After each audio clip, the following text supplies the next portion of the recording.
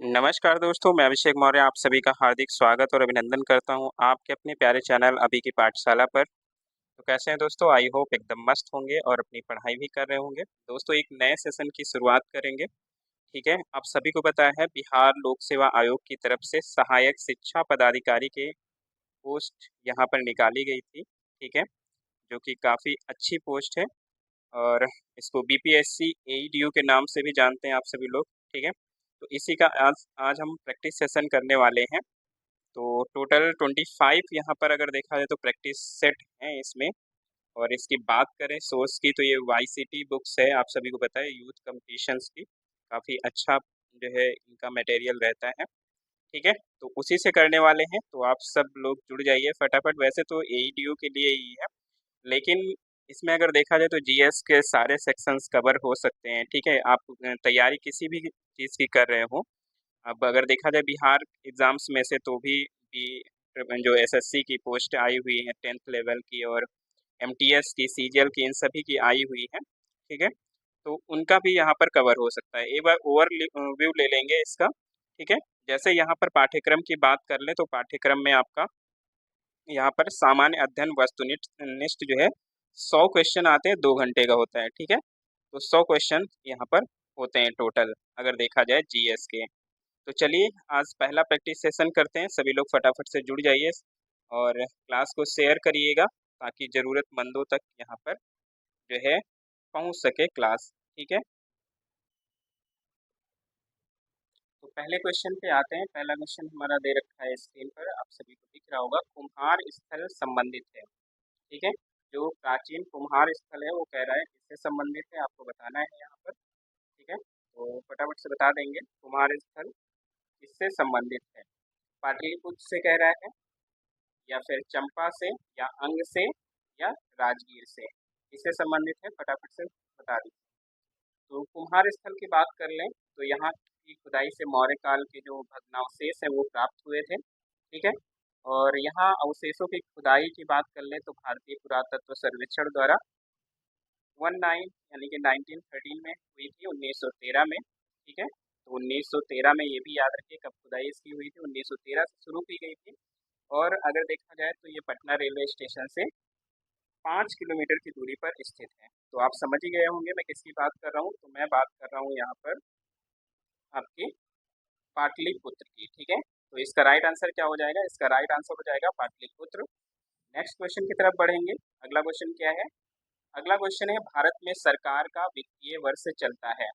तो भारत सरकार का जो वित्तीय वर्ष है वो किस मंथ से किस मंथ तक चलता है आपको बताना है, फटाफट से बता दीजिए। 1 जनवरी से 31 दिसंबर तक, 1 मार्च से अगर देखा जाए 28-29 फरवरी तक, 1 अप्रैल से 31 मार्च तक, 1 फरवरी से 31 जनवरी तक, या फिर उपर्युक्त में से कोई नहीं, या फिर एक से अधिक, ठीक है? तो ये काफ़ी बार क्वेश्चन पूछा गया, अलग अलग एग्जाम्स में भी पूछा गया है ये। तो इसकी बात कर लें तो भारत सरकार का जो वित्तीय वर्ष होता है वो कब से होता है? तो ये होता है 1 अप्रैल से प्रारंभ होकर 31 मार्च के मध्य में, ठीक है? कब होता है? 1 अप्रैल से प्रारंभ होकर 31 मार्च के मध्य में ये होता है। तो यहाँ पर अगर बात कर ले तो ऑप्शन सी यहाँ पर हमारा एकदम राइट हो जाएगा। नेक्स्ट क्वेश्चन की बात करते हैं। अगला क्वेश्चन क्या है? अगला क्वेश्चन है यहाँ पर भारतीय संविधान में संशोधन करके शिक्षा का अधिकार कब जोड़ा गया है, ठीक है? भारत के संविधान में अगर देखा जाए तो संशोधन के थ्रू यहाँ पर जोड़ा गया है शिक्षा का अधिकार। तो कौन सा संविधान संशोधन किया गया था यहाँ पर, कब जोड़ा गया है ये पूछा गया है, ठीक है? कौन सा किया गया है? तो अगर उसकी अगर बात कर लें तो अगर ये पूछा गया जाएगा कौन से नंबर का है, तो 86वां यहाँ पर अगर देखा जाए तो 86वें संविधान संशोधन के तहत ये जोड़ा गया था, जो कि आपका 2002 में, ठीक है? 2002 में ये अगर देखा जाए तो आया हुआ था, इसको भी आप याद रखिएगा। और यहाँ पर अगर बात करें ये कब जोड़ा गया तो ये जोड़ा गया था 1 अप्रैल 2010 को। कब जोड़ा गया? 1 अप्रैल 2010 को जोड़ा गया। तो फर्स्ट थर्ड का ए यहाँ पर एकदम राइट आंसर हमारा हो जाएगा। अगले पे आते हैं। अगला क्वेश्चन क्या है? क्वेश्चन है कि किस अनुच्छेद के अनुसार भारत के राष्ट्रपति द्वारा राष्ट्रीय आपातकाल की घोषणा की जा सकती है, ठीक है? राष्ट्रीय आपातकाल की घोषणा की बात करें तो कौन से अनुच्छेद के तहत होती है? आसान क्वेश्चन है। अनुच्छेद 352, 370, 371 या फिर 395। क्या होगा राइट आंसर चार का? तो इसमें अगर देखा जाए तो यहाँ पर जो दिया है कौन सा अनुच्छेद 352। तो इसी में अगर देखा जाए तो यहाँ पर क्या होता है, राष्ट्रीय आपातकाल की घोषणा होती है। ठीक है, युद्ध, बाह्य आक्रमण, सशस्त्र विद्रोह की स्थिति में जो राष्ट्रपति है वो राष्ट्रीय आपातकाल यहाँ पर घोषित करता है। क्लियर है। अगले क्वेश्चन पे चलते हैं। अगला क्वेश्चन क्या है, क्वेश्चन नंबर 5 है, जिस तारामंडल के तारे भू तारे की ओर संकेत करते हैं वह है। ठीक है, तो यहाँ पर बताना है कौन सा तारामंडल यहाँ पर ध्रुव तारे की ओर संकेत करता है। कौन सा तारामंडल यहाँ पर हो जाएगा, फटाफट से बता दीजिए। सप्तऋषि, मृग, वृश्चिक, वृष, कौन सा तारामंडल यहाँ पर हो जाएगा। क्वेश्चन नंबर 5 का आंसर आप सभी को बताना है। ठीक है, क्वेश्चन नंबर 5 की बात कर लें तो सप्तऋषि तारामंडल के तारे जो है वो ध्रुव तारे की ओर संकेत करते हैं, जिससे जो ध्रुव तारे की है उसकी पहचान करने में यहाँ पर आसानी होती है। ठीक है, इसकी पहचान करने में क्या होती है, आसानी होती है। तो ऑप्शन नंबर यहाँ पर ए हमारा एकदम सही हो जाएगा। ठीक है, क्या हो जाएगा, ऑप्शन नंबर ए हमारा यहाँ पर एकदम सही हो जाएगा। और इसकी किरणें जो है पृथ्वी के उत्तरी ध्रुव पर 90 डिग्री का कोण बनाती है। क्लियर है। चलें अगले क्वेश्चन पे, नेक्स्ट क्वेश्चन पर आते हैं। क्वेश्चन नंबर आपका 6 यहाँ पर क्वेश्चन है कि क्षेत्रफल के क्रम में भारत के 3 बड़े राज्य कौन कौन से हैं। क्षेत्रफल के क्रम में आपको बताना है भारत के 3 राज्य यहाँ पर कौन कौन से हैं, फटाफट से बता दीजिए। राइट आंसर हमारा क्या हो जाएगा यहाँ पर। क्लियर है।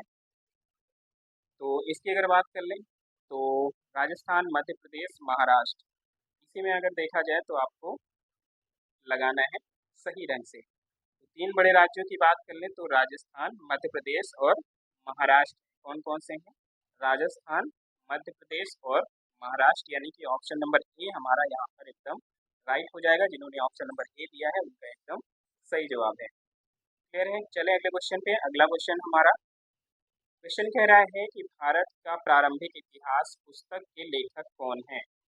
पुस्तक का क्या नाम है, पुस्तक का नाम है भारत का प्रारंभिक इतिहास। इसके आपको लेखक का नाम बताना है। यहाँ पर इसके लेखक कौन है, फटाफट से बता दीजिए। जेम्स मिल हो जाएंगे, जॉन की हो जाएंगे, आरसी मजूमदार हो जाएंगे, या फिर वीए स्मिथ हो जाएंगे। क्वेश्चन नंबर 7 का आंसर आप सभी को करना है। इसका राइट आंसर क्या हो जाएगा। इसकी अगर बात कर लें तो ये जो साम्राज्यवादी विचारधारा से प्रभावित जो इतिहासकार थे, ठीक है, और इनकी जो पुस्तक है 1904 ईस्वी में प्रकाशित एक पुस्तक है अर्ली हिस्ट्री ऑफ इंडिया, यानी कि प्राचीन भारत का पहला या प्रारंभिक इतिहास। तो ये किसकी बात हो रही है यहाँ पर, तो यहाँ पर बात हो रही है वीए स्मिथ की। ठीक है, किसकी बात हो रही है, तो यहाँ पर बात हो रही है वीए स्मिथ की। तो ऑप्शन नंबर डी की बात कर लें, ऑप्शन नंबर डी हमारा यहाँ पर सही जवाब हो जाएगा। नेक्स्ट क्वेश्चन की तरफ बढ़ते हैं। क्वेश्चन नंबर 8, बिहार प्रदेश में तेजी से विकास करने वाला उद्योग कौन सा है, ये आपको बताना है। ठीक है, खाद्य संस्करण, दुग्ध, चीनी या निर्माण, यानी कि कंस्ट्रक्शन। ऑप्शन नंबर ई हमेशा की तरह उपर्युक्त में से कोई नहीं या उपर्युक्त में से एक से अधिक। क्या होगा सही जवाब, फटाफट से बता दीजिए। इसका राइट आंसर क्या हो जाएगा। तो इसमें अगर बात कर लें तो वर्तमान दृष्टि में ही हम बात करेंगे यहाँ पर, वर्तमान दृष्टि से। तो इसकी अगर बात कर ले तो बिहार राज्य की लगभग जो 80% जनसंख्या है, हम सभी को पता है, ठीक है, वो कृषि कार्य में लगी हुई है। ठीक है, किसमें लगी, कृषि कार्य में। और वर्तमान में बिहार राज्य खाद्य प्रसंस्करण हो गया, ठीक है, डेयरी हो गया यानी कि दुग्ध हो गया, चीनी हो गया और निर्माण हो गया, इन सभी में अगर देखा जाए तो विकास तेजी से हो रहा है। ठीक है, तो इस तरह अगर यहाँ पर बात कर लें आंसर की, तो हमारा आंसर क्या हो जाएगा, ऑप्शन नंबर ई हमारा यहाँ पर एकदम सही जवाब हो जाएगा। ठीक है, क्या हो जाएगा, ऑप्शन नंबर ई हमारा एकदम सही जवाब हो जाएगा। अगले क्वेश्चन की तरफ बढ़ते हैं। क्वेश्चन नंबर आपका 9। क्वेश्चन नंबर 9 क्या है, आइए देखते हैं। क्वेश्चन नंबर 9 है, बिहार में 1937 में गठित प्रथम भारतीय मंत्रिमंडल का नेतृत्व किसने किया। तो प्रथम भारतीय मंत्रिमंडल के नेतृत्व की बात यहाँ पर करना है। श्री कृष्ण सिंह ने किया, मोहम्मद यूनुस ने किया, जीएस लाल ने किया, वहाब अली ने किया, या उपर्युक्त में से कोई नहीं। राइट आंसर आप सभी को बताना है। क्वेश्चन नंबर 9 का राइट आंसर यहाँ पर क्या हो जाएगा। तो 9 की आंसर की बात कर लें तो उससे पहले हम कुछ जरूरी चीजों को भी देखेंगे। 1935 के भारत परिषद अधिनियम के अंतर्गत देश भर में जनवरी 1937 को चुनाव कराए गए थे। ठीक है, कब करवाए गए थे, जनवरी 1937 में चुनाव यहाँ पर अगर देखा जाए तो करवाए गए थे। इसको भी आपको याद रखना है। बिहार में कांग्रेस का जो प्रभावशाली बहुमत हुआ था कुल अगर देखा जाए तो 152 स्थानों में से 107 पर जो है कांग्रेस ने चुनाव लड़ा था, ठीक है। और 107 में से अगर देखा जाए तो 98 सीटों पे उसे जीत भी मिली, ठीक है। तो इस तरह अगर देखा जाए तो बहुमत किसके साथ था, तो बहुमत था यहाँ पर इसके साथ, श्री कृष्ण सिंह के साथ, यानी कि कांग्रेस सरकार के साथ। लेकिन यहाँ पे अगर सरकार की बात कर ले तो सरकार जो है वो कृष्ण सिंह ने नहीं बनाया था। तो इसके पश्चात क्या हुआ, राज्यपाल ने जो बिहार इंडिपेंडेंट मुस्लिम पार्टी के नेता थे उस समय, मोहम्मद यूनुस, उनको सरकार बनाने का न्योता यहाँ पर दिया गया था। तो यहाँ पर अगर जिन लोगों ने ऑप्शन नंबर बी किया है उनका यहाँ पर अगर देखा जाए तो राइट आंसर हो जाएगा, क्योंकि प्रथम भारतीय मंत्रिमंडल की बात यहाँ पर की गई है, ठीक है। चलिए अगले क्वेश्चन पे, नेक्स्ट क्वेश्चन आइए देखते हैं क्या दे रखा है। तो नेक्स्ट क्वेश्चन है पटना लॉन। तो पटना लॉन का गांधी मैदान के रूप में नामकरण कब किया गया, ये आपको बताना है। बहुत ही प्यारा क्वेश्चन है, और बीपीएससी यानी कि जो 17th वाले में और इससे पहले भी कई सारे एग्जाम्स में ये पूछा जा चुका है। तो भारत छोड़ो आंदोलन के दौरान, साइमन आयोग विरोधी रैली के दौरान, चंपारण सत्याग्रह के दौरान, भारतीय स्वतंत्रता के अवसर पर, या फिर इनमें से कोई नहीं, ठीक है। क्या होगा इसका राइट आंसर, तो गांधी जो पटना लॉन है उसका नाम कब बदला गया है, यही आपको बताना है, ठीक है। तो इसकी बात कर लें तो भारत के स्वतंत्रता के अवसर पर यहाँ पर क्या हो जाएगा, भारत की स्वतंत्रता के अवसर पर ये नाम बदला गया था पटना लॉन का, ठीक है। क्या किया गया, गांधी मैदान किया गया। क्यों किया गया, क्योंकि भारत का पहला जो सिविल नाफरमानी का जो संघर्ष शुरू करने के बाद जो गांधी जी की जनसभा हुई थी वो यहीं पर हुई थी। कब हुई थी जनसभा, तो जनवरी 1918 में ये अगर देखा जाए तो जनसभा हुई थी, क्लियर है। इसको भी आप याद रखिए। चलते हैं अगले क्वेश्चन पे। अगला क्वेश्चन क्या है, क्वेश्चन नंबर 11 कह रहा है कि बिरसा को सोते हुए पकड़ा गया। बिरसा मुंडा झारखंड के, ठीक है, बिरसा आंदोलन के प्रणेता रहे हैं, ठीक है, और आदिवासी नेता रहे हैं। इनको सोते हुए पकड़ा गया था, तो बताएंगे इनको सोते हुए कब पकड़ा गया है। 1 फरवरी 1900, 2 फरवरी 1900, 3 फरवरी 1900, या फिर 4 फरवरी 1900। काफी करीब ऑप्शन यहाँ पर दिए गए हैं, थोड़ा सा मुश्किल हो सकती है यहाँ पर, ठीक है, थोड़ा सा मुश्किल हो सकती है। तो ऑप्शन नंबर अगर देखा जाए यहाँ पर कौन सा सही हो जाएगा, तो बिरसा मुंडा का जो पकड़ा गया था वो 3 मार्च 1900 को पकड़ा गया था। कब पकड़ा गया था, 3 मार्च 1900 को पकड़ा गया था। तो ऑप्शन की दृष्टि से देखें तो ऑप्शन यहाँ पर कौन सा हो जाएगा, ऑप्शन नंबर ई हमारा यहाँ पर सही हो जाएगा, क्लियर है। ये सारे फरवरी में दे रखे हैं। अगला क्वेश्चन आइए देखते हैं क्या दे रखा है। क्वेश्चन नंबर 12, बिहार के चिरान नामक पुरास्थल की प्राचीनतम संस्कृति है। तो बिहार के चिरान नामक पुरास्थल की प्राचीनतम संस्कृति क्या है वो आपको बताना है। इसका राइट आंसर पूरा पाषाणिक संस्कृति हो जाएगी, मध्य पाषाणिक संस्कृति, नव पाषाणिक, या फिर ताम्र पाषाणिक, क्या इनमें से कोई नहीं। क्वेश्चन नंबर 12 का आंसर फटाफट से करेंगे। तो बिहार का चिरान जो कि अगर देखा जाए छपरा से 11 किलोमीटर ये पड़ता है, ठीक है, सारण जिले में। और इसकी अगर बात कर लें तो घाघरा नदी के किनारे बने स्तूप नुमा भराव को हिंदू, बौद्ध तथा मुस्लिम प्रभाव के उतार चढ़ाव से भी इसको देखा जाता है। और ये नव पाषाण काल का अगर देखा जाए तो भारत का पहला ज्ञात स्थल है, ठीक है। तो किसका हो जाएगा, ये नव पाषाण का हो जाएगा। तो ऑप्शन नंबर यहाँ पर सी एकदम राइट आंसर हो जाएगा, क्लियर है। नेक्स्ट क्वेश्चन पे आते हैं। क्वेश्चन नंबर आपका 13 है, ज्ञान दीपक नामक पुस्तक की रचना किस महान यहाँ पर जो है शासक, ज्ञान दीपक नामक पुस्तक की रचना किस महान संत ने की थी, ये आपको बताना है, ठीक है। सालार मसूद गाजी, ठीक है, दरिया साहब, इमाम साहब फकीर, उपयुक्त में से एक से अधिक या उपयुक्त में से कोई नहीं। क्वेश्चन नंबर 13 का आंसर फटाफट से करेंगे। तो इसकी अगर बात कर लें तो यहाँ पर राइट आंसर क्या हो जाएगा, राइट आंसर की बात कर लें तो दीपक नामक जो पुस्तक की रचना है वो संत दरिया साहब ने की थी। किसने किया, संत दरिया साहब ने किया था। तो ऑप्शन नंबर बी हमारा यहाँ पर राइट आंसर हो जाएगा। संत दरिया साहब की अगर बात कर लें तो ये बिहार वाले जो है के नाम से भी जाने जाते हैं, और ये भोजपुरी कवि और दरियादासी संप्रदाय के संपादक संस्थापक थे, ठीक है। इन्हें कबीर का अवतार भी माना जाता है, क्लियर है। नेक्स्ट क्वेश्चन की बात कर लें तो क्वेश्चन नंबर आपका 14, बिहार में तुर्क सत्ता का वास्तविक संस्थापक कौन था। तो बिहार में तुर्क जो सत्ता रही है उसका वास्तविक संस्थापक आपको बताना है। कौन यहाँ पर रहा है। ठीक है, क्वेश्चन नंबर 14, मलिक हसामुद्दीन, इब्ने बख्तियार खिलजी, इब्राहिम दरिया खान नूहानी, कौन रहा है यहाँ पर, ये आपको बताना है। तो बिहार में तुर्क सत्ता जो है उसकी स्थापना का जो श्रेय है वो इब्ने बख्तियार खिलजी को जाना जाता है। किसको, इब्ने बख्तियार खिलजी को। तो ऑप्शन नंबर बी यहाँ हमारा राइट आंसर हो जाएगा। क्लियर है। नेक्स्ट क्वेश्चन यहाँ पर, भारत की पहली स्वदेशी रूप से निर्मित हाइड्रोजन सेल फेरी बोट जिसका उद्घाटन मार्च 2024 में प्रधानमंत्री मोदी द्वारा किया गया, किसके द्वारा विकसित की गई थी। ये किसके द्वारा विकसित की गई है ये आपको बताना है। ठीक है, तो फर्स्ट ऑप्शन है Hindustan shipyard limited, Cochin shipyard limited, western India shipyard limited, Mazagon dock ship builders, या फिर उपरोक्त में से कोई नहीं। करंट का क्वेश्चन है। ठीक है, मार्च 2024 में प्रधानमंत्री जी ने इसका उद्घाटन किया था।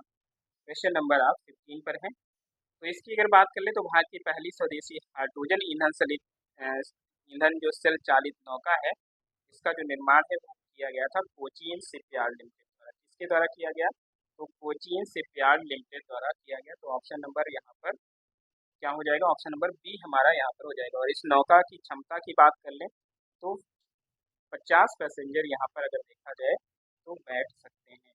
नेक्स्ट क्वेश्चन है, उत्तर भारत का पहला मानव डीएनए बैंक 30 जनवरी 2024 को कहाँ स्थापित किया गया, ये आपको बताना है। ठीक है, तो उत्तर भारत का पहला मानव डीएनए बैंक कहाँ पर स्थापित हुआ, किसके द्वारा हुआ, इलाहाबाद विश्वविद्यालय, किंग जॉर्ज मेडिकल यूनिवर्सिटी, कहाँ पर हुआ है ये बताना है।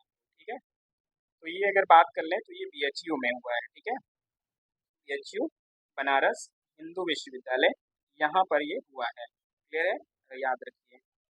अगले क्वेश्चन की तरफ बढ़ते हैं। नेक्स्ट क्वेश्चन हमारा क्या दे रखा है, क्वेश्चन नंबर 17 है, साइंस का क्वेश्चन है और बहुत ही प्यारा क्वेश्चन है। वह एंजाइम जो हमारे मुंह में भोजन के साथ मिलता है। ठीक है, तो वह एंजाइम जो हमारे मुंह में भोजन के साथ मिलता है, पेप्सिन, पराक्सीडेस, एमाइलेज, उपयुक्त में से एक से अधिक या उपयुक्त में से कोई नहीं। क्वेश्चन नंबर 17 और इसका आंसर आप सभी को करना है। क्लियर है, तो फटाफट से बता दीजिए इसका राइट आंसर क्या हो जाएगा। इसके राइट आंसर की बात कर लें तो सभी के आंसर एकदम सही है। एमाइलेज पहला एंजाइम है जो हमारे मुंह में भोजन के साथ मिश्रित होता है। ठीक है, कौन सा है, एमाइलेज। 17 के राइट आंसर की बात कर लें तो क्या हो जाएगा, सी इसका जबरदस्त आंसर हो जाएगा। सेशन को लाइक और शेयर करते रहिए। ठीक है, और चैनल पर नए हैं तो चैनल को सब्सक्राइब जरूर कर लीजिए, क्योंकि यहाँ पर यूपी, बिहार और भी जो स्टेट लेवल एग्ज़ाम्स हैं, ठीक है, उन सभी एग्ज़ाम्स की यहाँ पर प्रिपरेशन कराई जाती है। क्लियर है। लीची का खाद्य भाग बताना है आपको। ठीक है, कौन सा भाग इसका खाया जाता है, एरिल खाया जाता है, थैलेमस, बीज कोट, उपयुक्त में से एक से अधिक या फिर कोई नहीं। क्वेश्चन नंबर 18, लीची का खाद्य भाग बताना है आपको। राइट आंसर इसका क्या हो जाएगा। साइंस का अगर देखा जाए तो काफ़ी ज़्यादा साइंस के क्वेश्चन पूछे जाते हैं बिहार एग्जाम्स कोई भी। ठीक है, तो यहाँ पर अगर हम बात कर लें तो राइट आंसर क्या हो जाएगा, लीची का कौन सा भाग खाया जाता है, तो इसके जो खाने वाले भाग का नाम है वो है एरिल। ठीक है, क्या नाम है, एरिल। तो यहाँ पर ऑप्शन नंबर बात कर लें, ऑप्शन नंबर ए हमारा यहाँ पर एकदम राइट आंसर हो जाएगा। ठीक है, क्या हो जाएगा, ऑप्शन नंबर ए हमारा यहाँ पर एकदम सही जवाब हो जाएगा। आम की बात कर लें तो आम का यहाँ पर जो खाया जाता है, काफ़ी बार पूछा गया, मध्य फल भित्ति खाई जाती है। ठीक है, आम की क्या खाई जाती है, मध्य फल भित्ति। और नारियल का खाया जाता है भ्रूणपोष। और सेब की बात कर लें तो मांसल पुष्पासन खाया जाता है। क्लियर है। नेक्स्ट क्वेश्चन है क्वेश्चन नंबर 19, आइए देखते हैं क्या है। पौधों में प्रदीप्त कालिता की खोज करने वाले हैं, पौधों में प्रदीप्त कालिता की खोज किसने की थी ये आपको बताना है। ठीक है, तो गार्नर एलॉर्ड ने की, स्टीवर्ड और सैली सबरी ने की, ईमैन और स्कूब ने की, या फिर किसने की है बताइए फटाफट से। इसका राइट आंसर बता दीजिए, कौन सा इसका राइट आंसर हो जाएगा। तो इसकी खोज की बात कर ले तो इसकी खोज 1920 में की गई थी। कब किया गया था, तो 1920 में इसकी खोज की गई थी। और कौन से वैज्ञानिक यहाँ पर थे, तो गार्नर और एलार्ड थे। कौन थे, गार्नर और एलार्ड। यानी कि ऑप्शन नंबर की बात कर लें तो ऑप्शन नंबर ए यहाँ पर राइट आंसर हो जाएगा। नेक्स्ट क्वेश्चन की तरफ चलते हैं। अगला क्वेश्चन क्या दे रखा है, स्टोमेटा पत्तियों की सतह पर छोटे छोटे छिद्र होते हैं जिनके द्वारा पौधे ग्रहण करते है, आप सभी ने देखा होगा पत्तियों पर जो है छोटे छोटे छिद्र होते हैं, और उन्हीं पर यहाँ पर अगर देखा जाए तो कह रहा है कि क्या काम होता है इनका। ठीक है, तो इसकी बात कर ले तो नाइट्रोजन को ग्रहण करते हैं, कार्बन डाइऑक्साइड, पानी, या फिर क्या ग्रहण करते हैं, स्टोमेटा। तो इसकी अगर बात कर ले तो स्टोमेटा जो होते हैं उनके जरिए क्या होता है, कार्बन डाइऑक्साइड ग्रहण की जाती है और ऑक्सीजन छोड़ी जाती है। ठीक है, तो यहाँ पर अगर बात कर लें तो ऑप्शन नंबर बी यहाँ पर एकदम सही जवाब हो जाएगा। ये कार्बन डाइऑक्साइड लेते हैं और ऑक्सीजन छोड़ते हैं। नेक्स्ट क्वेश्चन है, सेरोलॉजी निम्न का अध्ययन है। तो सेरोलॉजी आपको बताना है किसका अध्ययन है। ठीक है, सेरोलॉजी किसका अध्ययन है, छिपकलियों का है, मच्छरों का है, कॉकरोच का है, या चमगादड़ का है, या इनमें से किसी का भी नहीं है। तो सेरोलॉजी बताना है आपको, इसमें से क्या हो जाएगा। तो सेरोलॉजी की बात कर लें तो ये छिपकली का होता है, लिजार्ड्स का होता है। किसका होता है, तो ये छिपकलियों का अध्ययन होता है। तो ऑप्शन नंबर ए यहाँ पर राइट आंसर हो जाएगा। ठीक है, क्या हो जाएगा, ऑप्शन नंबर ए यहाँ पर राइट आंसर हो जाएगा। अगले क्वेश्चन की तरफ बढ़ेंगे। अगला क्वेश्चन क्या दे रखा है, आइए देखते हैं। यदि एक जीवाणुविक कोशिका प्रत्येक 15 मिनट में विभक्त होती तब 2 घंटे में कितने जीवाणुविक निर्मित होंगे। ठीक है, ये थोड़ा अच्छे लेवल का क्वेश्चन यहाँ पर आ गया है। ठीक है, कोशिश करिए क्या हो जाएगा। तो जीवाणु कोशिका की बात कर लें तो ये 15 मिनट में 2 भागों में विभक्त होती है। 15 मिनट में 2 भागों में विभक्त होती है। तब अगर बात कर लें 2 घंटे में तो 120 मिनट हो जाएंगे। तो यहाँ पर कितना हो जाएगा, 16 दे रखा है। ठीक है, 16 दे रखा है, 8 दे रखा है, 64 दे रखा है और 256। तो यहाँ पर राइट आंसर की बात कर लें तो 2 घंटे में कितना हो जाएगा, तो 256 हो जाएगा। यहाँ पर क्या हो जाएगा, 256 हो जाएगा। ऑप्शन नंबर डी यहाँ पर हो जाएगा आंसर आप सभी का। ठीक है, क्या हो जाएगा, ऑप्शन नंबर डी हो जाएगा। 15 मिनट में कितने विभक्त होती हैं, तो 15 मिनट में 2 होती हैं, उसी के हिसाब से आपको कर लेना है। अगले क्वेश्चन पे चलते हैं। क्वेश्चन नंबर आपका 23, पौधों एवं पशु कोशिकाओं में अंतर निम्न में किस संरचना से स्पष्ट होता है। ठीक है, जो पौधों की कोशिकाएं होती हैं और जो पशुओं की कोशिकाएं होती हैं, उनकी जो संरचना होती है वो किसके द्वारा यहाँ पर विभिन्नता होती है, अंतर किसके जरिए हम कर सकते हैं। नाभिक, एंजाइम, कोशिका भित्ति, उपयुक्त में से एक से अधिक, या फिर कोई नहीं। बताइए क्या हो जाएगा यहाँ पर राइट आंसर। तो अगर बात कर लें तो पौधे यानी कि पादप और पशु जंतु, इनकी कोशिकाओं में जो अंतर होता है मुख्यतः किससे स्पष्ट होता है, तो कोशिका भित्ति से ही स्पष्ट हो जाता है। किससे स्पष्ट होता है, तो कोशिका भित्ति से ही स्पष्ट हो जाता है। क्योंकि अगर बात कर लें तो कोशिका भित्ति पादप कोशिका के चारों ओर एक मोटा और कड़ा आवरण होती है। ठीक है, और ये जो भित्ति होती है मुख्यतः किससे बनी होती है, तो सेलुलोज से बनी होती है। ठीक है, किससे बनी होती है, सेलुलोज से बनी होती है। अगले क्वेश्चन में बढ़े, आइए देखते हैं क्वेश्चन नंबर आपका 24 क्या कह रहा है। कोल्ड कंडीशंस में स्थिर नॉन डिकम्पोजेबल रहने वाला आर्टिफिशियल स्वीटनर, ठीक है, निम्नलिखित में से कौन सा है। तो आर्टिफिशियल स्वीटनर बताना है। ठीक है, सैक्रीन है, सुक्रोज है, एस्पार्टेम है, एलिटन है, कौन सा शुगर है यहाँ पर कृत्रिम मिठास वाला। ठीक है, तो ठंडे पेय पदार्थों में अगर देखा जाए तो इसका प्रयोग करते हैं और काफ़ी पहले से आप सभी लोग पढ़ चुके होंगे इसको। और ये कौन सा है, सबसे ज़्यादा जो मिठास देता है कृत्रिम वाला, आर्टिफिशियल वाला, एस्पार्टेम। ठीक है, कौन है ये, तो ये है एस्पार्टेम। तो क्वेश्चन नंबर 24 का राइट आंसर हो जाएगा option number C. Next question आइए देखते हैं क्या दे रखा है। क्वेश्चन नंबर 25 है, कमरे के ताप पर द्रव स्थिति में रहने वाली धातु का नाम आपको बताना है। ठीक है, तो पारा है, ब्रोमीन है, सोडियम है, या फिर इनमें से कोई नहीं। फटाफट से बता दीजिए इसका राइट आंसर क्या हो जाएगा। तो काफ़ी बेसिक सा क्वेश्चन है। ठीक है, लेकिन एग्जाम में हमेशा आता है। तो ये कौन सा हो जाएगा, ये हो जाएगा आपका मरकरी यानी कि पारा। ठीक है, क्या हो जाएगा, पारा हो जाएगा यहाँ पर ऑप्शन नंबर ए। अगले क्वेश्चन, लोहे का जो विशुद्धतम रूप है वो कौन सा है। तो कच्चा लोहा होता है, स्टील, ढलवा, या फिर पिटवा लोहा होता है। बताइए। क्वेश्चन नंबर आपका 26 और 26 का आंसर क्या हो जाएगा, फटाफट से बता दीजिए। तो लोहे की बात कर ले तो ये एक संक्रमण धातु है। ठीक है, और प्रकृति में जो लोहा है वो मुक्त अवस्था में नहीं पाया जाता है। ठीक है, और इसकी अगर बात कर लें तो जो पिटवा लोहा होता है इसका विशुद्धतम रूप होता है। यानी ऑप्शन नंबर अगर बात कर लें डी की, तो यहाँ पर ऑप्शन नंबर डी एकदम राइट आंसर हो जाएगा। अगले क्वेश्चन की तरफ बढ़ते हैं। अगला क्वेश्चन क्या है, आइए देखते हैं। क्वेश्चन नंबर आपका 27।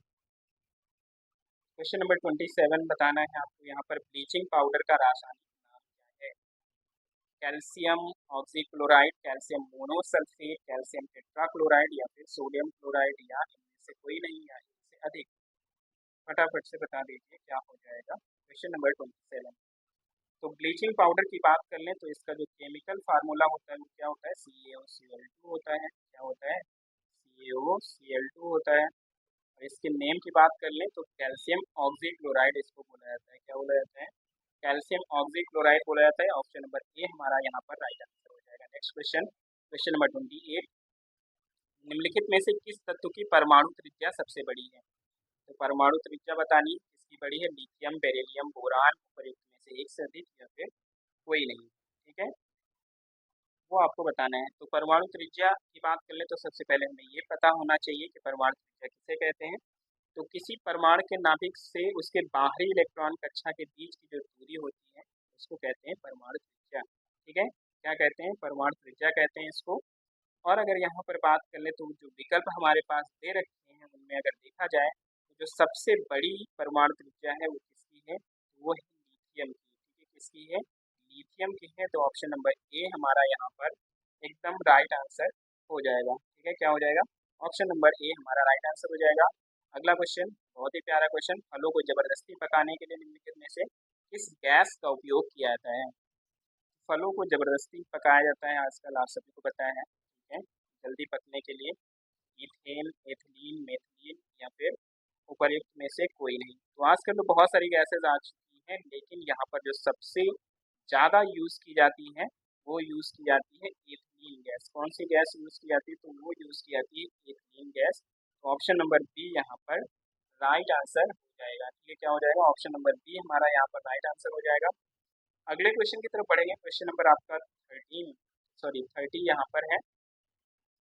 इसका राइट आंसर आप सभी बताना है।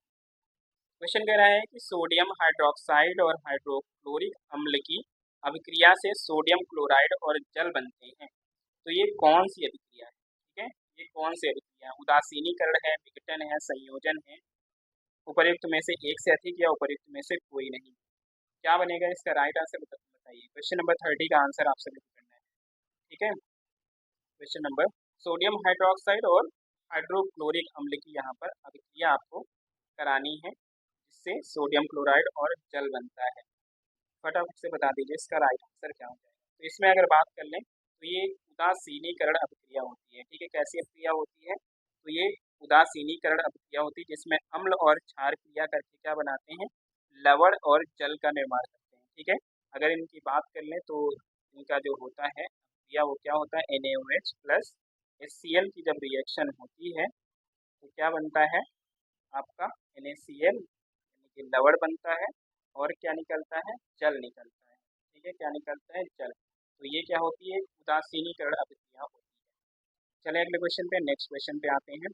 साइंस के काफ़ी ज़्यादा क्वेश्चन पूछे जाते हैं बिहार एग्जाम्स में। कोई भी एग्जाम्स हो बिहार का, चाहे बिहार SSC हो या फिर BPSC के जो आपके PCS क्वेश्चन के लेवल के होते हैं, ठीक है, एग्जाम्स, उन सभी में अगर देखा जाए तो साइंस का वेटेज काफ़ी ज़्यादा रहता है। ठीक है, साइंस पे आपको अच्छी पकड़ बनानी है।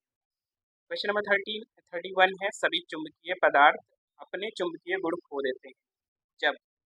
सभी चुंबकीय पदार्थ कब अपने चुंबकीय गुण खो देंगे?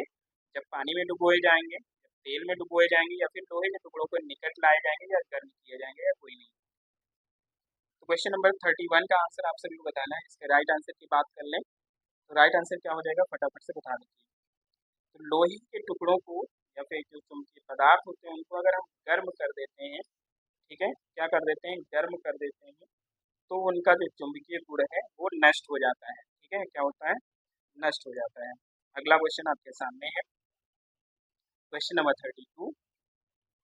क्वेश्चन है 50 डिग्री सेंटीग्रेड सेंटीग्रेड का मान फ़ारेनहाइट स्केल में क्या होगा? ठीक है, 50 डिग्री जो सेंटीग्रेड का मान है वो फ़ारेनहाइट में आपको बताना है, क्या हो जाएगा इसका राइट आंसर, फटाफट से बता दीजिए। तो इसके लिए फार्मूला सभी को पता होगा और वही फार्मूला आपको यहाँ पर लगाना है। ठीक है, तो राइट आंसर क्या हो जाएगा, फटाफट से बता दीजिए। तो यहाँ पर राइट आंसर की बात कर लें तो ऑप्शन नंबर बी यहाँ पर एकदम राइट आंसर हो जाएगा। क्या हो जाएगा? ऑप्शन नंबर बी यहाँ पर राइट आंसर हो जाएगा, 122 डिग्री फ़ारेनहाइट। क्या हो जाएगा?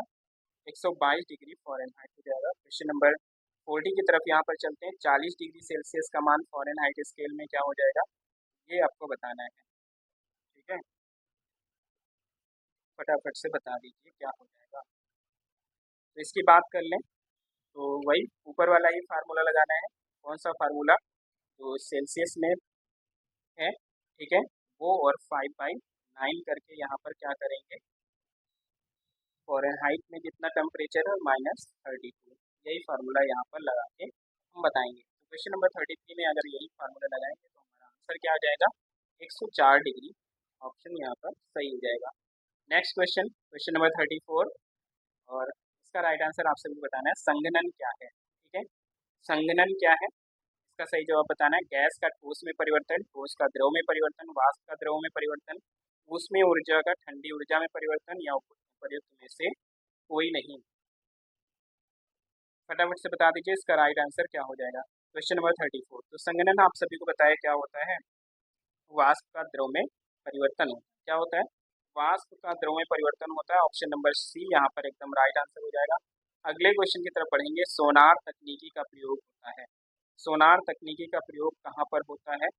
पानी के नीचे पहाड़ियों का पता लगाने में, हिमशैल का पता लगाने में, या समुद्र की गहराई का पता लगाने में। ठीक है, और आगे देख लेते हैं अगला ऑप्शन क्या दे रखा है, ऑप्शन नंबर डी।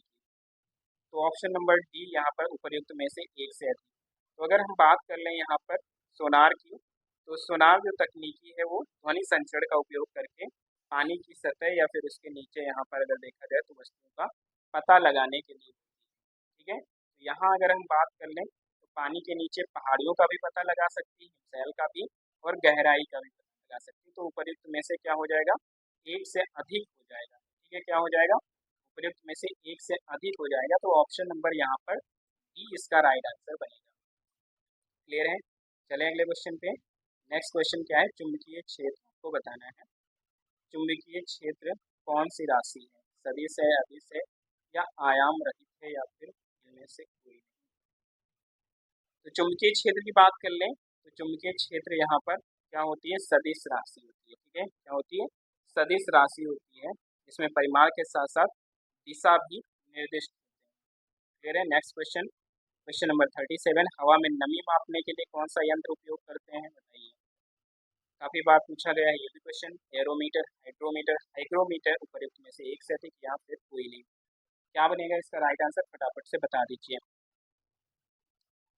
तो हवा में नमी जो माप होती है, हवा में नमी की उसकी जो माप होती है, जिसको आर्द्रता भी बोलते हैं, कभी कभी क्वेश्चन में आर्द्रता मापने का उपकरण पूछता है तो वो होता है आर्द्रता मापी या फिर हाइग्रोमीटर। क्या होता है, हाइग्रोमीटर होता है। तो ऑप्शन नंबर सी यहाँ पर राइट आंसर हो जाएगा। हाइड्रोमीटर की बात कर लें तो हाइड्रोमीटर किसके लिए होता है, तो ये आपेक्षिक घनत्व मापता है किसी भी द्रव का। एरोमीटर की बात कर ले तो ये वायु या फिर अन्य किसी गैसों का जो वजन है और घनत्व है उसको मापने का उपकरण होता है। क्लियर है? चलें नेक्स्ट क्वेश्चन क्या है, आइए देखते हैं।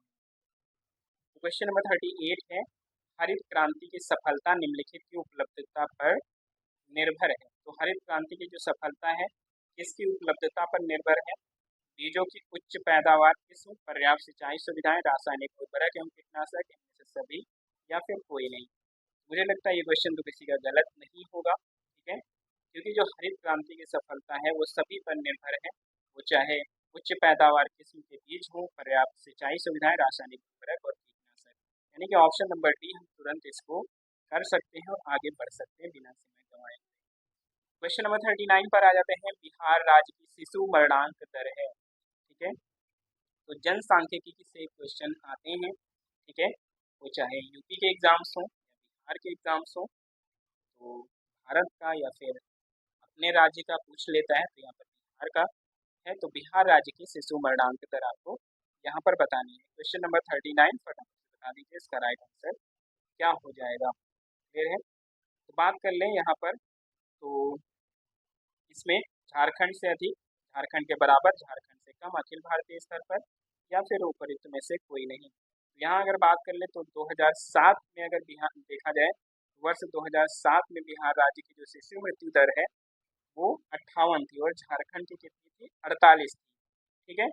और अगर ताजे आंकड़े की बात कर लें, जो कि आपका सितंबर 2022 में जारी आंकड़ा है, तो वर्ष 2020 में बिहार राज्य की जो शिशु मृत्यु दर है वो 27 थी। ठीक है। तो इस तरह अगर देखा जाए तो झारखंड से यहाँ पर अगर देखा जाए मरणांक दर अधिक है। ठीक है। इतनी झारखंड से अगर देखा जाए तो अधिक है। चलते हैं अगले क्वेश्चन पे। क्वेश्चन नंबर 40, बिहार के इतिहास में पहली बार राज्य का आर्थिक सर्वेक्षण प्रस्तुत किया गया। तो बिहार के इतिहास में पहली बार जो राज्य का आर्थिक सर्वेक्षण प्रस्तुत किया गया उसकी बात कर लें तो नीतीश जी के द्वारा, लालू प्रसाद के द्वारा, सुशील मोदी, या इनमें से किसी के द्वारा नहीं, या फिर एक से अधिक। क्या होगा इसका राइट आंसर, फटाफट से बता दीजिए। क्वेश्चन नंबर 40 का इस राइट आंसर क्या हो जाएगा। तो यहाँ अगर बात कर ले तो बिहार के इतिहास में जो सबसे पहला जो वित्तीय वर्ष 2006-07 में राज्य का जो आर्थिक सर्वेक्षण किया गया वो उस समय के उप मुख्यमंत्री और अगर देखा तो वित्त मंत्री भी थे वही, तो ये कौन थे? सुशील मोदी। उन्हीं के द्वारा पहली बार राज्य का आर्थिक सर्वेक्षण प्रस्तुत किया गया। ठीक है। कौन सा वित्तीय वर्ष अगर पूछेगा तो 2006-07। ठीक है, ये याद रखिएगा आप लोग, 2006-07 में यहाँ पर उन्होंने किया था। क्वेश्चन नंबर नेक्स्ट है 41, राष्ट्रीय नियोजन में रोलिंग प्लान की अवधारणा लागू किसके द्वारा की गई थी? रोलिंग प्लान आपको बताना है किसके द्वारा लाया गया। ठीक है। इंदिरा गांधी द्वारा, राष्ट्रीय फ्रंट सरकार के द्वारा, जनता सरकार के द्वारा, या फिर राजीव गांधी के द्वारा। क्या बनेगा इसका राइट आंसर बताइए। तो इसको अगर देखा जाए तो गुन्नार मेड़ा द्वारा प्रस्तुत किया गया था रोलिंग प्लान या फिर चल योजना। और पहली बार अगर देखा जाए तो जो जनता सरकार है उसके द्वारा लागू की गई थी। ठीक है, 1978 में। कब लागू की गई? 1978 में ये लागू की गई जनता सरकार के द्वारा। अगले क्वेश्चन पे आ जाते हैं, गरीबी का अंतर दर्शाता है। तो गरीबी का अंतर यहाँ पर क्या दर्शाता है?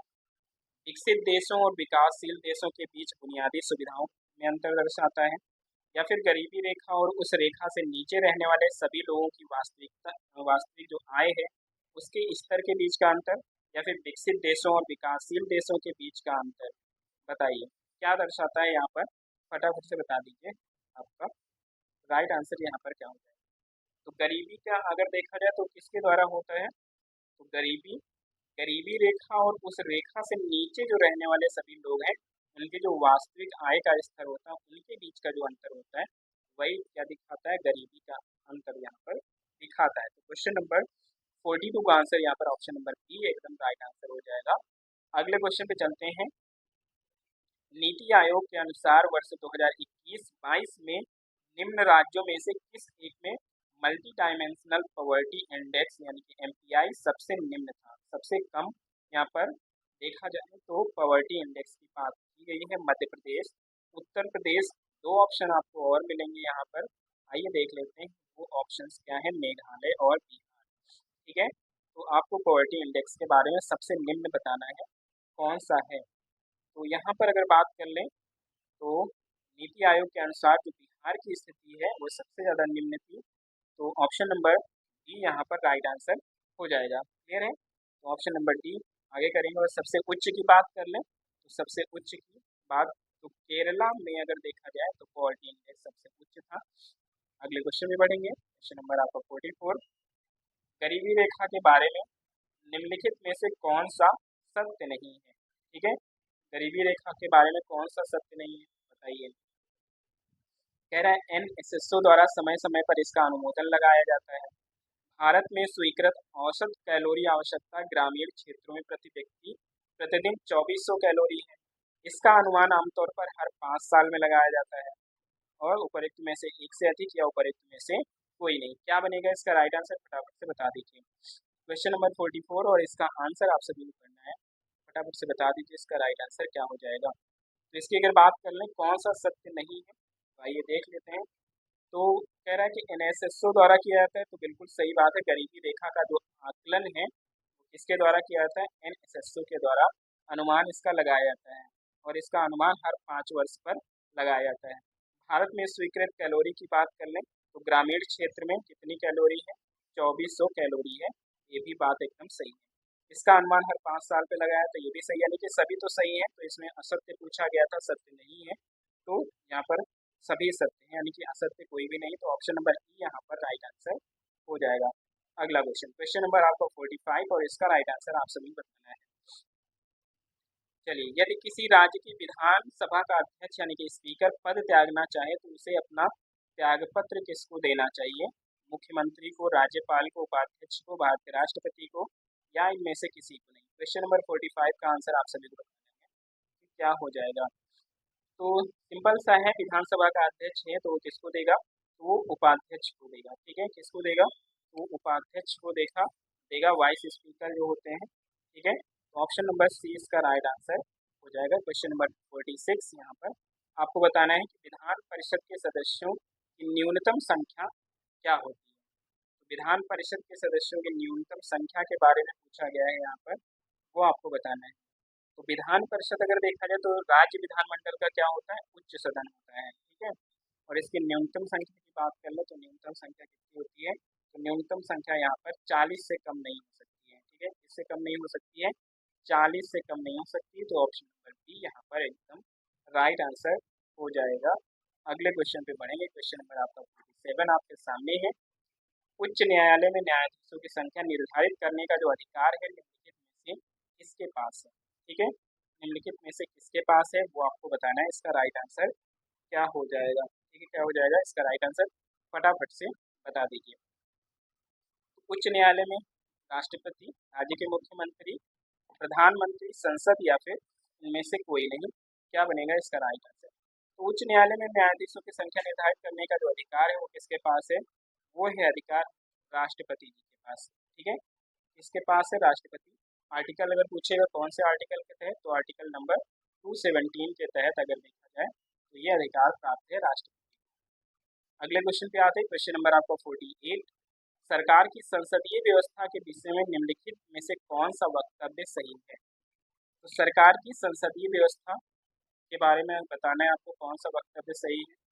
देखते हैं ऑप्शंस क्या दे रखे हैं। विधायिका न्यायपालिका के प्रति जवाबदेह है, या फिर विधायिका कार्यपालिका के प्रति जवाबदेह है, या फिर दोनों स्वतंत्र हैं, या फिर राष्ट्रपति न्यायपालिका के प्रति जवाबदेह है। क्या बनेगा इसका राइट आंसर, बताइए फटाफट से, इसका क्या सही जवाब हो जाएगा। तो भारत में संसदीय शासन व्यवस्था है, आप सभी को पता है, और संसदीय प्रणाली में विधायिका और कार्यपालिका का अलग अलग होना एकदम संभव नहीं है। ठीक है, तो यहाँ पर अगर बात कर लें तो क्या हो जाएगा इसका राइट आंसर। तो सरकार कोई भी अगर यहाँ पर देखा जाए तो सरकार का कोई भी अंग निरंकुश न हो जाए, इसके संविधान में रोकथाम क्या है, रोकथाम का भी नियम बनाया गया है। ठीक है, और इसी रोकथाम के नियम के तहत अगर देखा जाए तो इस जो कार्यपालिका को व्यवस्थापिका के प्रति क्या बनाया गया है, उत्तरदायी बनाया गया है। इसके प्रति, व्यवस्थापिका के प्रति उत्तरदायी बनाया गया है। इसका मतलब ये है कि विधायिका और कार्यपालिका एक दूसरे से स्वतंत्र नहीं है। ठीक है, तो यहाँ पर अगर राइट आंसर की बात कर ले तो ऑप्शन नंबर ई यहाँ पर राइट आंसर हो जाएगा, क्योंकि कोई भी यहाँ पर सही नहीं है। क्वेश्चन नंबर क्या हो जाएगा, क्वेश्चन नंबर 49, भारत के राष्ट्रपति की अध्यादेश जारी करने की शक्ति कौन सी शक्ति है, विधायी शक्ति है, कार्यकारी शक्ति है, अर्ध न्यायिक शक्ति है, न्यायिक शक्ति है, या ऑप्शन नंबर ई।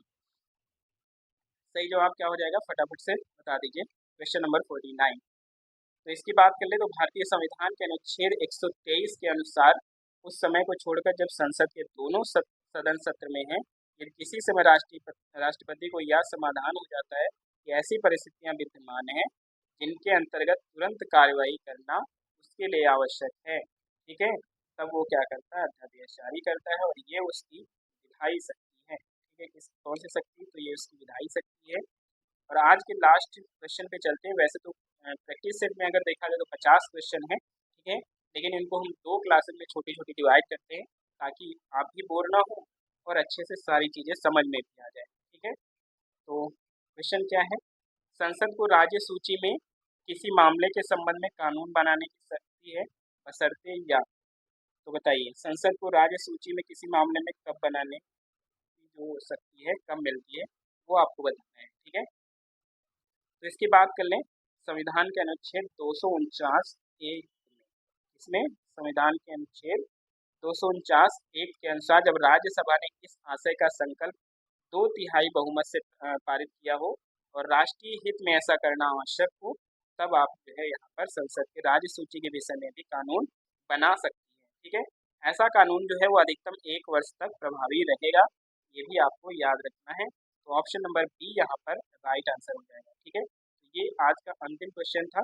टोटल तो क्वेश्चन आपके इस एक प्रैक्टिस सेट में 100 क्वेश्चन है। ठीक है, यानी कि आपका जो आता है पेपर उसमें 100 जीएस के क्वेश्चन रहते हैं और 2 घंटे का समय रहता है, तो 50-50 करके 2 पार्ट में हम इनको कराएंगे। ठीक है, तो सेशन कैसा लगा आप ज़रूर बताइए कमेंट बॉक्स में, और ये भी बताइएगा कि आप आगे और किस एग्ज़ाम्स की क्लासेस चाहते हैं। ठीक है, और अगर चैनल पर नए हैं तो चैनल को सब्सक्राइब जरूर करिएगा, वीडियो को शेयर कर दीजिए और कमेंट बॉक्स में सुझाव जरूर दीजिएगा कि किस किस जो है आप एग्ज़ाम्स की क्लासेस चाहते हैं, तो वैसे ही क्लासेस का अरेंजमेंट हम यहाँ पर करेंगे। ठीक है, तो मिलते हैं इसके सेकेंड पार्ट में। ठीक है, तब तक के लिए अपना ख्याल रखिए, मस्त रहिए, व्यस्त रहिए, एग्ज़ाम की तैयारी करते रहिए और चैनल को ज़रूर सब्सक्राइब करिए। ओके, थैंक यू, जय हिंद।